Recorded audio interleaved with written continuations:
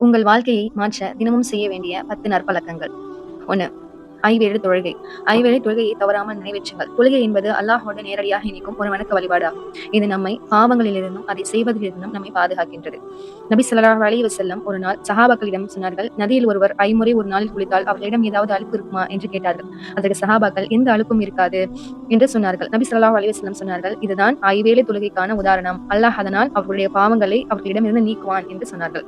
ஃபஜ்ருக்கு பிறகு விழித்திருப்பது. அதிகாலை நேரத்தில் தான் பரக்கத் இருக்கிறது. நபி ஸல்லல்லாஹு அலைஹி வஸல்லம் கூறினார்கள், என் சமுதாயத்திற்கு அதிகாலை நேரத்தில் அருள் பரக்கத் இருக்கிறது என்று. அல்லாஹ் அந்த நேரத்தில் முஸ்லிம்களின் முயற்சிகளிலும் தொழில்களிலும் செயல்களிலும் பரக்கத்தை வைக்கிறான். எனவே தொழுதுவிட்டு உறங்காமல் விழித்திருந்து ஒரு காரியத்தில் ஈடுபடுவது வெற்றியை உங்களுக்கு தரும். 3. தஃப்கீர். தஃப்கீர்னா என்ன? அல்லாஹை பற்றி சிந்தித்தல். தினமும் 5 நிமிடம் அல்லாஹை பற்றி சிந்தியுங்கள். உலக விஷயங்களில் மூழ்கி அல்லாஹை மறந்துவிடக்கூடாது.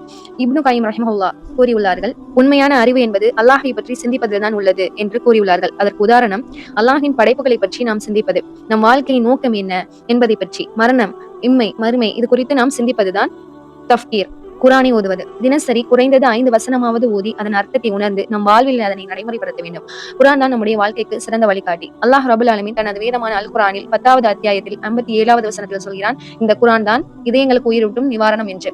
5. இரவில் தொழுதல். தினசரி அல்லது முடிந்த அளவு தஹஜ்ஜுடைய நேரத்தில் எழுந்து உங்களால் முடிந்த அளவு தொழுவுங்கள். உடைய பிரார்த்தனைகளுக்கான மிக சிறந்த வாயில் தஹஜ்ஜுடைய தொழுகைதான். உங்கள் துவாக்கள் ஏற்கப்படும் நேரம், பாவங்கள் மன்னிக்கப்படும் நேரம், உள்ளத்திற்கும் மனதிற்கும் நிம்மதி தரும் நேரம் தஹஜ்ஜுடைய நேரம். நிச்சயமாக இரவில் எழுந்து வணங்குவது உங்களுக்கு சிறந்ததாகும் என்று அல்லாஹ் ரபுல் ஆலமீன் குரானில் கூறுகிறான். 6. நாவை பாதுகாத்தல். வதந்தி, பொய், ஆபாசமான வார்த்தைகளை தவிர்க்க வேண்டும். நபி ஸல்லல்லாஹு அலைஹி வஸல்லம் கூறினார்கள், அல்லாஹ்வை மறுமை நாளையும் நம்பிக்கை கொண்டவர்கள் நல்லதையே பேசட்டும் அல்லது அமைதியாக இருக்கட்டும் என்றார்கள். உங்கள் வார்த்தைகளை கவனியுங்கள். உங்கள் பேச்சு உங்களை உயர்த்தலாம் அல்லது உங்கள் பேச்சை உங்களை அழிக்கலாம். நீங்கள் பேசும்போது கவனமாக அல்லாஹ்வை அஞ்சி பேசுங்கள். 7. நல்ல நண்பர்கள். உங்கள் நண்பர்கள் தான் உங்கள் எதிர்காலத்தை வடிவமைப்பவர்கள். நபி ஸல்லல்லாஹு அலைஹி வஸல்லம் கூறினார்கள், நீ உன் நெருங்கிய நண்பனின் மதத்தில் இருக்கிறாய் என்றார்கள்.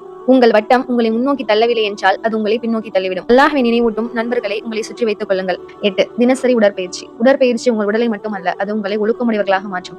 வாழ்க்கையிலும் மார்க்கத்திலும் நீங்கள் உறுதியுடன் இருக்க விரும்புகிறீர்கள் என்றால் உங்கள் ஆரோக்கியத்துடன் தொடரும். உங்கள் உடலை கவனிக்காமல் புறக்கணிப்பது அல்லாஹ்வின் அமானாவை புறக்கணிப்பதற்கு சமம். நபி ஸல்லல்லாஹு அலைஹி வஸல்லம் கூறினார்கள், உங்கள் உடலுக்கு உங்கள் மீது உரிமை உண்டு என்று கூறினார்கள். 9. இஸ்திக்ஃபார். பாவ மன்னிப்பு. உங்கள் தவறுகளை நினைத்து வருந்தி அல்லாஹ்விடம் பாவ மன்னிப்பு தேடுங்கள். அனைத்து மனிதர்களும் தவறு செய்பவர்கள் தான், ஆனால் தவறுகள் செய்துவிட்டு மனதார பாவ மன்னிப்பு தேடுபவர்களே சிறந்தவர்கள். 10. திக்ர். திக்ரின் மூலம் நீங்கள் அல்லாஹ்வை நினைவு கூறுவதால் உங்கள் உள்ளம் நிம்மதியடையும்.